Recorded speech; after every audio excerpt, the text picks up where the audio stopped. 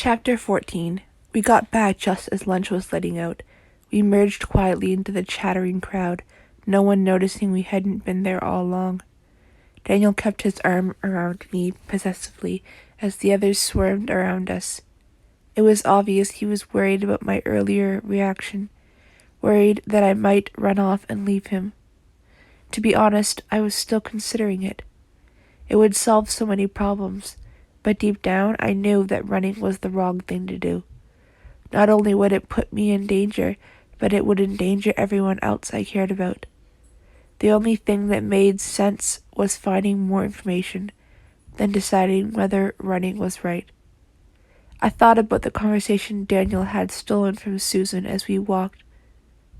As I did, another conversation came to me. I ducked out from under Daniel's arm as he stopped to buy me a soda from one of the vending machines. I took the soda, then grabbed his hand, lacing our fingers together to talk privately. Impressions of my face and him holding me in a dark room swirled around my brain. The image shifted to us out in the forest under a star-lit sky, the moon close as we gazed up. I knew it was either a daydream or a vision of the future. Either way, I wasn't complaining. "Daniel?" I asked tentatively. "Yes, Claire?" "I was just thinking." "I'm proud of you. Won't you get in trouble for protecting me? You said you thought those seekers were from that guild thingy, and the only reason you were left alone was because you didn't interfere with them. Won't they come after you for this?" His hand tightened on mine. We paused under the pretense of letting a girl on crutches walk by. "I don't care if they do. Even if they sent an army, I wouldn't stop protecting you. Do you understand that? Even if I stood alone against millions, I would keep fighting." I couldn't answer right away. The venom and the passion in his voice were shocking. The vision of him standing in front of a legion of demons swirled up. Did he mean that literally? We started walking again, and I refocused. "I didn't think you would come with a protection guarantee." "It's a 2-year warranty." "Drat?" "Drat. Who says drat anymore?" "People." I eyed him more seriously. "I would do the same for you, you know, but I don't want to get your family in trouble. Margaret said—" "Margaret would have to get through me first," he said firmly. He didn't have to hear the whole sentence to know that what Margaret had said. He obviously knew her well. "If you were alive," I corrected. I pulled his arm around my shoulders, ending our private conversation. "Can you stay for dinner tonight?" I asked aloud. I gestured awkwardly, remembering what he had said about food. "You know, if it's not too boring watching me eat. I know Ellen would love to meet you." He kissed my cheek. "How could spending time with you be boring?" "Was that a rhetorical question?" I asked. I believe it was. We walked into the classroom then, our conversation ending. I ignored the thoughts and images, which were immediate with our entrance, and took my seat. Even Alex looked at us curiously. Daniel started tapping on his desk with his pen as the boy in front of him turned around to talk to him. He had his fake charm look on as he talked, but I wasn't deceived. I wondered how I had ever missed how much effort it took for him to act normal around the others. That brought up another question. Why did he bother with the trade? With his skills at charm and lying, he could be doing anything he wanted. Why attend high school at King's Cross? Why attend high school at all? Why come here? I started playing with my necklace as I thought about this. I knew he and his family liked being close to nature and having privacy to perform experiments, which often blew up. But that didn't seem like reason enough. There had to be a better explanation. "Afternoon, everyone," Mrs. Hart called happily as she bustled into the room, her arms stacked high with books. A couple of people mumbled replies, but the majority just kept talking to their neighbors. I sank into my seat when she started talking about a project she was about to assign, tuning back in long enough to hear her pair me with Daniel and loving her for it. As I stared out the windows, my mind brought up the memory of the female watcher's eyes. How is it possible for someone to look and feel that evil? She made those demonic dogs look tame and friendly by comparison. How could any human not fear her? How could a human work for her? Thinking about it, trying to understand even one thing about the memory and my role in it, it took me a while to notice Daniel trying to get my attention. When he saw me look over, he made a face, obviously having had to wait a while for me to notice him. He stretched out his hand across the short aisle, and I took it. I can't stay for dinner. Beatrice is going to have an encounter with the Seekers. Nothing serious, but I want to be there just in case. An encounter? That was vague. Can I come? My heart was pounding at the thought. It'll be worse if you are there. They are just trying to get a feel for us. They've heard a lot about us from Marcus, and they are realizing that their human helper isn't getting them the results they want. They'll try to pretend they are just passing through. Fine, I huffed. He gave me an apologetic, unyielding look and turned to the front, where Mrs. Hart was preparing to hand out a pop quiz. Thinking about the vision I had seen in Daniel's head, a rash plan formed. If I couldn't come along on his adventure into danger, maybe I could still have some time with him that was just ours. No reading other people's thoughts, no worries about the future, or what all the strange things around us meant. Just us being two regular people. I want it normal, even if it was fleeting. As I handed my paper to Mrs. Hart, I formulated strategy to get him to agree with me. Daniel watched me suspiciously as I returned to my seat, his green eyes penetrating and alert. They told me he knew I was up to something, and I knew I had better be convincing. I didn't see why it's such a big deal, I said, crossing my arms in preparation for a fight. Daniel was driving me home after school. I had just suggested my plan to him. I couldn't tell if he thought it was inappropriate or if he was scared. I didn't figure him for someone afraid to break the rules, but fear seemed wildly unlike him as well. It's dangerous, he said. It's not dangerous, I exclaimed. It's the opposite of dangerous. You'd be there. That's what I'm worried about. I tried a different tactic. I know you are lonely. You told me you were. I was, Daniel admitted. If you come over, you wouldn't be alone. A person can be in a room full of people and be alone, Claire. Only if those people are invisible, or you are a poem by Edgar Allan Poe. Was that an outdated reference meant to be obscure yet alluring? He asked. Just obscure. He looked at the shops we were passing in a blur, his face thoughtful as he considered my plan. I don't know. If you don't come over tonight, I'll just go wandering around in the forest again looking for you. Then those seekers might get a shot at me, and it would be on your head. You wouldn't want that kind of guilt, would you? His lips pursed. I couldn't tell if he was fighting anger or laughter. I'm pretty sure that's blackmail. Is it blackmail if I don't have incriminating evidence to hang over your head? It's the term I'm applying to this situation, he said irritably. Now, if I said I would expose the fact that you are the son of a fallen angel, that would be blackmail. You wouldn't do that. I think that I am just shamelessly guilting you into agreeing to something that's really not that big of a deal. Not a big deal to you, maybe. He pulled to a stop in front of my house. Okay, define big deal then.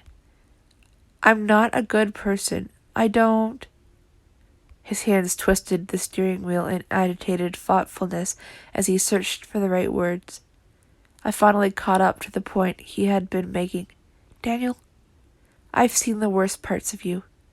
I saw the girl you loved, who hurt you so badly that you probably still think of her every day. I saw the people you were with. I saw the people you killed, and the darkness you've lived in.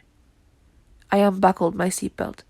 You spend all your time trying to atone for things in your past, but I'm not going to be a continued source of that punishment, and since you are not going to let me run away to protect you, you are stuck with me. He released the steering wheel, sparing it from certain destruction, and stared at me. We shared a moment of wordless communication. Then I leaned over and kissed him. What I had meant as a quick goodbye kiss changed as he wrapped his arms around me and pulled me onto his lap. His lips were almost desperate. I caved into the feel of him, my lips just as hungry. I jumped in surprise when, having gotten into the moment a little too much, I hit my head on the car horn. I laughed and looked for the curious eyes I knew were on us. I saw the lady next door scowl at us through her kitchen window and laugh harder. My elbow hit the horn again as I tried to crawl out of Daniel's lap. He stopped me. I didn't realize how much of the, unsavory things you saw. I'm sure you saw some things about me I'd rather you didn't. I climbed back into my seat and grabbed my bag off the floor. I'll see you around 11. I paused. You could sneak in without Ellen hearing you, right? I could sneak in, steal all your furniture, even the bed you were sleeping on, and you'd never know the difference. Which is why I'm glad you were on my side. I bit my lip as I thought about what he was going to do. Be careful, you know. Later. Careful's my middle name, he said, doing his best James Bond impression. Seriously? I promise to be careful, he said, brushing back a strand of hair from my face. Accepting his word, I got out. He waited for me to open the front door before he drove away. I watched him go, noticing that he kept his eyes on the rearview mirror. When he was gone, I dropped my bag by the door, feeling sad that he didn't know how much goodness he had inside, and went into the kitchen to make a casserole. I had almost finished my homework and taken the casserole out to cool when Ellen came home. She slammed the door behind her as way of a hello. I froze as her thoughts slammed into me. I didn't get much time to absorb them before she appeared in the kitchen door. You were unconscious. Did you even go out to dinner last night? What happened in the woods? You tell me right this minute or I'm going to ground me and not sign the slip to get me out of dissecting the pig in biology next year? I supplied. Yes! I didn't want you to worry. She crossed to the table and gripped the back of a chair. We don't have secrets, Claire. Well, we have secrets, but we've always told each other they're important things. This feels wrong. I didn't want to worry you, I repeated, more forcefully. I worry about you all the time, sweetie. One more thing on the pile isn't going to change that. Besides, we are a team. Mighty Mouse and Wonder Woman. We were together.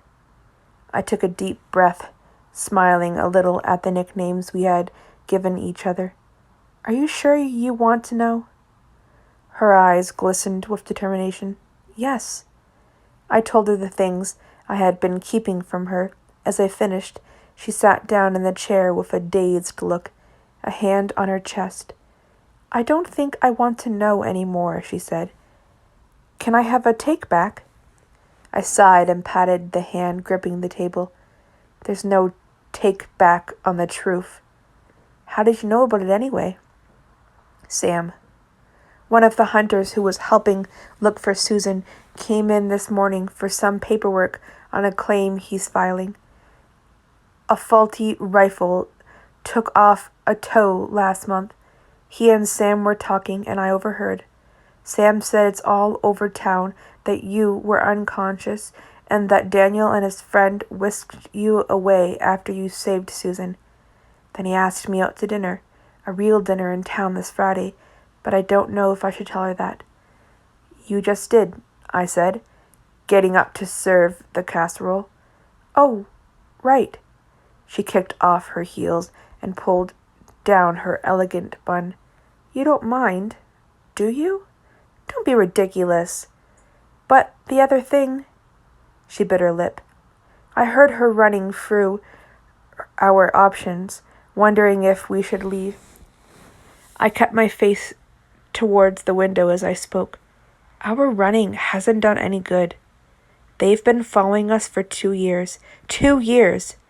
I think if we pack up again, they'll just follow us, and we won't have the Adamuses around to look out for us. You mean we won't have Daniel? She said pointedly. No, I meant the entire family. Beatrice and Han have been following you to make sure that nothing happens. She blushed, and I saw some potentially embarrassing conversations she'd had with Sam. I'm not sure if I like that. Like it or not, it's going to stay that way until we get rid of the Seekers. I won't risk you getting hurt. She laughed, and I heard her stand.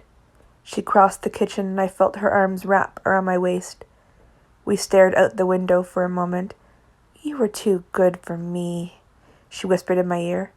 Nah. She laughed again and kissed my cheek. I'm going to go change. 'Kay. Ellen climbed the stairs and, with a lazy slam of the door, went into the bathroom. Just as she shut the door, I heard the front door open. Pausing on my way to the kitchen table with my plate of food, I listened, but couldn't hear any thoughts. That could only mean one thing. The Seekers had come here after all. Why hadn't Daniel foreseen this? That was a massive thing to miss. Was someone watching the house now? Did I have help? The door closed, and I glanced around for a weapon. I spotted my algebra book and picked it up. I backed toward the door that led into the backyard, wanting to lead whoever it was away from Ellen. At the very least, I could give her a chance to get away, or hopefully lead whoever it was to one of my new friends. I hoisted the book to attack, my heart pounding in my throat. Then I heard the familiar thoughts of Alex trailing down the hallway like a soft breeze. Relieved, I quickly set the book down so she wouldn't see I had been about to kill her with math. She would never forgive me for that. I hurried to sit down to my food, breathing heavier than normal. I hadn't realized until Daniel had left that I was on edge, coiled like a spring and ready to either attack or run. Susan's memory was obviously more embedded in my thoughts than I had realized. It made all the fear I carried around, anyways, 10 times as noticeable. I took a deep breath as she appeared around the corner. Hey, do you want some food? We have plenty. I'm worried, she said, skipping the usual pleasantries as she sat. What about? Ever since our talk with Amanda, I've been trying to talk to her or just say hi, but she hasn't been at school. Since the accident at the pool? I asked, remembering the thoughts Amanda had about wishing she had been in the fire. My stomach sank. Yeah. Alex's eyes were distant. I have a bad feeling. I know how her dad can be. What if he got mad about something and she needs help? What happened to people around here don't butt into other people's problems? I mocked. I already knew I would do whatever it took to make sure Amanda was okay, regardless of what was typical around here. I hated that she thought so little of herself.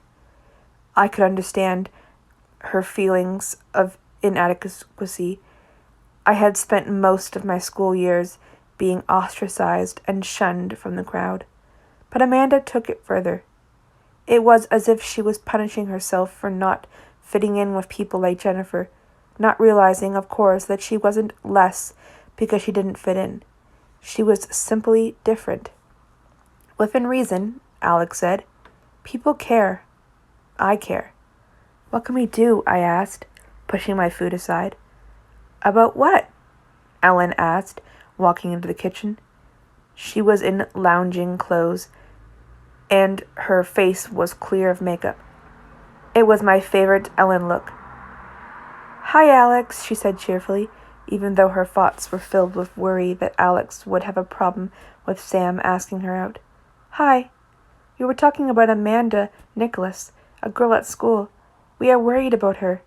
She hasn't shown up since Monday. Things are rough for her everywhere, really. The kids at school make fun of her because her dad is different, and her mom? Alex trailed off. Her dad gives her a tough time because he doesn't really like much. You were talking about Gavin Nicholas's kid? Ellen asked as she filled her plate with casserole. Yeah. Do you know him? Ellen plopped into a chair across from me. She nodded as she opened her soda. Well, I know of him. He was out of high school by the time I was a freshman, but I heard what happened to him with his wife, and I knew his sister, Colleen. Ellen grinned wickedly. She was a lot of fun at parties. I think we should go check on Amanda, Alex said, returning to my question. I got her homework from the front office this afternoon, so I have an excuse. Nice, I grinned. Just let me finish eating and we'll go. Ellen began shoveling food into her mouth.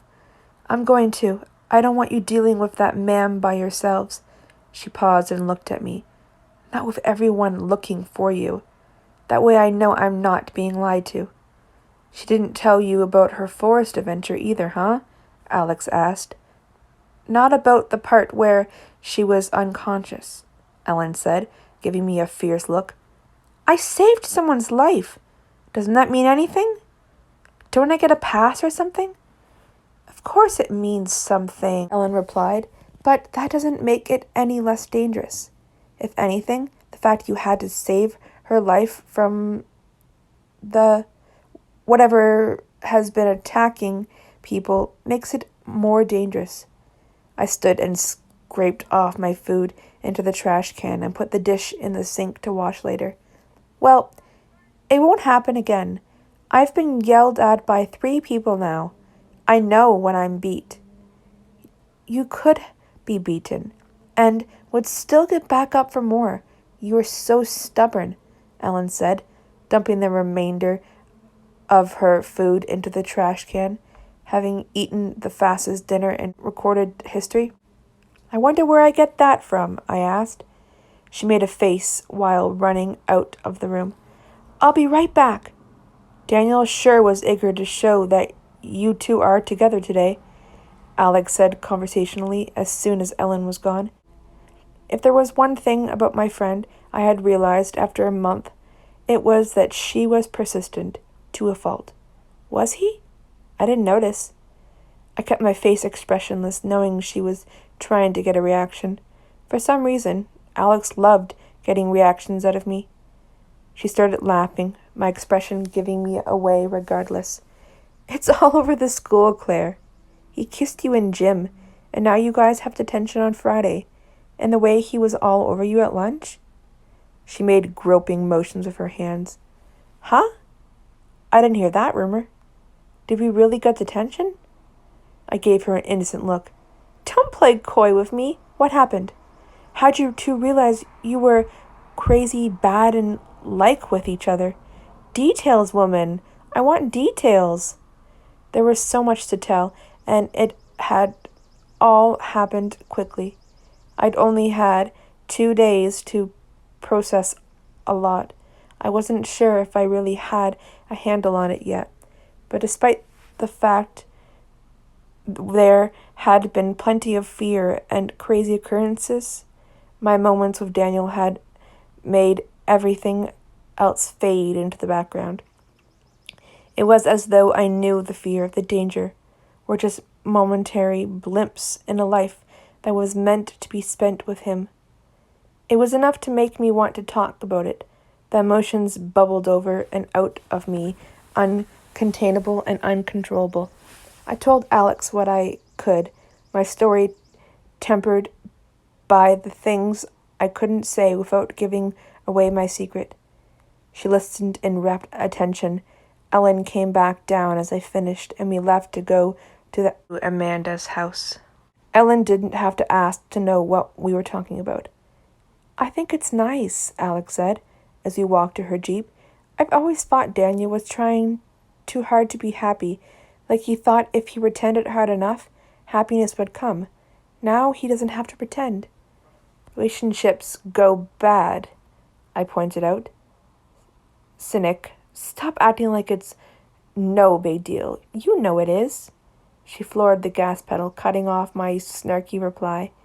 I heard Ellen squeak from the sudden movement. I held on to the door with a strong grip, prepared for Alex's driving. We rode to Amanda's in silence. Alex's thoughts went back to Amanda, and Ellen's went back to the seekers hunting us. I thought about both. Was there an answer to either? How does one realistically stop people who are serious about hunting you? How do you convince a teenager it is okay to be different? Both questions were out of my league. When Alex finally jerked the car to a stop, my stomach slowly filled with knots at what was in front of me. We were at Amanda's house, though house wasn't really the proper term. It was more like a cabin so old and deliberated it looked ready to fall at any moment. I tilted my head and realized the structure slanted slightly to the left. The dirt yard was deserted and bare of any kind of ornamentation or furniture. Where there should have been grass, there were rusted pieces of metal and junk covered in thick, dead vines. 3 other houses bordered the small property, and while they weren't mansions by any stretch of the imagination, the cabin made them look like Daniel's house in comparison. Smoke curled half-heartedly out of the old stone chimney, misting the yard in a thin haze. A group of dogs, tied to metal stakes near the edge of the property, got up and started barking as we stopped. A couple strained against the stakes, choking themselves in their attempt to reach us. As I unbuckled my seatbelt, her thoughts ghosting across the yard as much as the smoky haze. She looked scared, as if she thought we were there to kill her, or worse. I waved to assure her we came in peace, and she stepped out, shutting the door with a click. Alex grabbed some papers from her bag and followed me, looking around sadly. Ellen stayed in the car, looking at the house, but not wanting to get involved unless Gavin Nicholas did. "Hey," I said. "Hey." Amanda turned her head to listen for sounds of her dad moving inside. I heard her worrying about her father overhearing. He was in the living room, passed out. He had been on a bender since early in the day. As she looked back, I saw a faint blue color that was obviously the result of a hit on the face, highlighting the bones of her cheek. The instant I saw her face, I wanted to go inside and hit Mr. Nicholas in retribution. I controlled the impulse, however, figuring that wouldn't help our reason for being here. "What are you guys doing here?" Amanda asked. "Alex brought your homework from school," I replied, "and I came along because I wanted to ask if you'd be interested in coming to the movies with us this Friday." Alex threw me a warning look, but I ignored her. Amanda could still say no. I wanted her to know that I wanted her there, that somebody cared. It was important, more important than my desire to go inside and teach her dad a lesson. Why would she do that? I've only talked to her a couple of times since she came here, and I'm sure I just said something stupid each time. This must be a trap. "I don't know," Amanda said. I took a step forward. "Look, Amanda, I think you are really cool. We think you are cool," I gestured at Alex, "and we would like to get to know you better. But if you don't want to come, that's fine. I just thought it would be a good opportunity for us to hang out." "I'll think about it," she said uncertainly, her voice barely a whisper. Alex handed Amanda the papers. "But you are okay, right?" she asked. "You haven't got strep throat or the measles or anything." "Oh, no. I think it's just a cold or something." She sniffled unconvincingly, her eyes glancing at the door again. "Daddy is going to be so mad if he wakes up. I wish the dogs would shut up. I still don't get why he said I couldn't go to school. I'm going to get so behind. It was nice of them to bring my work, but how will I get it back to my teachers?" Amanda played with the papers nervously. "Thanks for bringing these." "No problem." Alex smiled at her. "Amanda, shut the dogs up," a drunken, slurred voice called from inside.